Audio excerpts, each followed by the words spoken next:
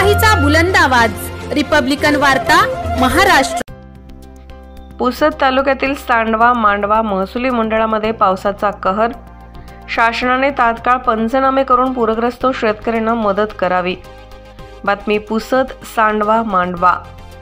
यवतमाळच्या पुसद तालुक्यातील बोरी खुर्द मंडळामध्ये शनिवार दिनांक 31 ऑगस्टच्या मध्यरात्रीपासून मुसळधार पावसाची सुरुवात झाली होती। हवामान विभागाने अगोदरच यवतमाळ जिल्ह्यातील सर्व तालुक्यातील गावांना रेड अलर्ट जारी करण्यात आला होता। बोरी खुर्द, बोरगडी, मांडवा, सांडवा, बोरी, काकडदाती, कोपरा, शेलू, वडसत, कार्ला, धनसळ, मनसळ अशा तालुक्यातील असंख्य गावांना या पावसाच्या हाहाकारामुळे हजारो हेक्टरवरील पिके खरडून गेली आहे। ओढ्या व नदीकाठच्या शेतीला जास्त फटका बसला आहे। शेतातील तुषार पंप व शेती उपयुक्त साहित्य, विद्युत काम पाण्याच्या प्रवाहामध्ये वाहून गेले आहे।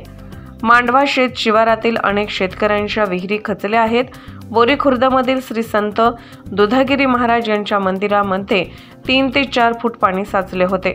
बोरी खुर्द मंडळातील असंख्य शेतकऱ्यांच्या जमिनी खरडून पिके उद्ध्वस्त झाली आहे, तर हातातोंडाशी आलेला घास निसर्गाने हिरावून घेतला आहे।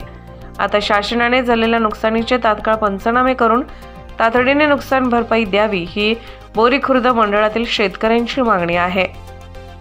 रिपब्लिकन वार्ता न्यूजसाठी विदर्भ उपसंपादक राजेश ढोले, यवतमाळ।